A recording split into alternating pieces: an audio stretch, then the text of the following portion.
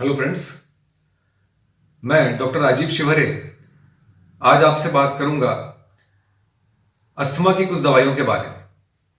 लोगों को भ्रम रहता है कि अस्थमा की दवाइयां जो हम सांस नली में खींचते हैं तो उनकी आदत पड़ जाती है और उनके बहुत सारे साइड इफेक्ट्स हैं।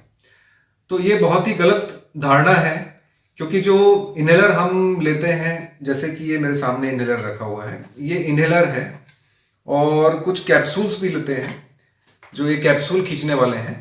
तो इन कैप्सूल और इनहेलर का जो पावर है ये माइक्रोग्राम में रहता है। आप इसमें ध्यान से देखेंगे तो इसमें आपको शायद दिखे, तो ये सिप्ला कंपनी का है और भी बहुत सारी कंपनी के अच्छे अच्छे आते हैं।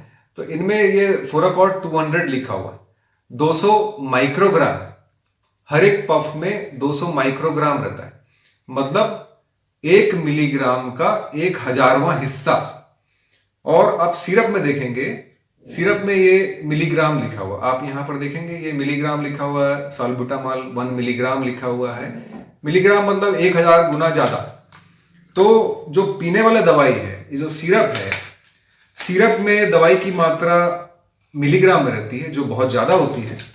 और इसी का हम यदि इनहेलर लें तो ये माइक्रोग्राम में रहता है, जो मिलीग्राम का 1,000वां हिस्सा है। तो ये डिवाइस से, ये कैप्सूल से ये फायदा होता है कि दवाई की बहुत ही कम मात्रा हमारे शरीर में जाती है, पहली चीज। दूसरा चीज कि ये दवाई वहीं पर जाती है जहां पर इसकी आवश्यकता है, मतलब फेफड़ों में, लंग्स में। हमारे लंग्स में बीमारी है, अस्थमा की बीमारी है, सांस की प्रॉब्लम है, तो ये दवाई इनहेलर के माध्यम से या रोटा कैप के माध्यम से वहीं पहुंचती है जहां पर इसकी जरूरत है। यदि हम बार बार पीने वाली, खाने वाली दवाइयां खाएंगे तो ये एक तो पावर ज्यादा है, मिलीग्राम में है, और खाने से पेट में जाएगी, वहां से एब्जॉर्ब होके पूरे शरीर में फैलेगी, तो इसके साइड इफेक्ट्स रहेंगे। इन दवाई जो पफ में लेते हैं, इनहेलर में लेते हैं, तो ये सीधे फेफड़े में जाती है, इसलिए इसके साइड इफेक्ट्स खत्म हो जाते हैं। ये पूरे शरीर में पहुंचती है, इसलिए इसके साइड इफेक्ट्स दिखते हैं।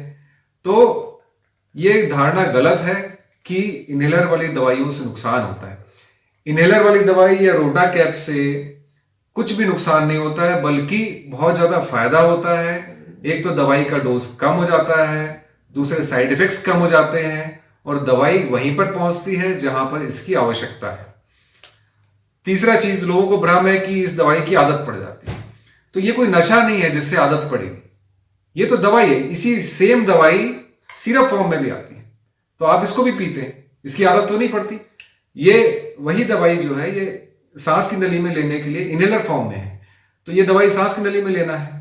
तो ये एडिक्शन वाली कोई भी चीज नहीं है, ये तो दवाई लेने का एक तरीका है कि भाई सांस नली में लेने से दवाई की मात्रा कम हो जाती है, और जहां पर इसकी आवश्यकता है वहीं पर ये जाके पहुंचती है और काम करना चालू करती है।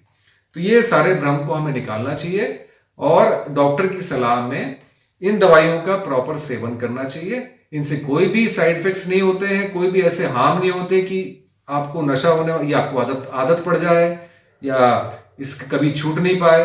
तो ऐसा कुछ भी भ्रम अपने मन में मत रखिए, डॉक्टर से सलाह लीजिए और उचित मार्गदर्शन से इलाज कराइए। धन्यवाद।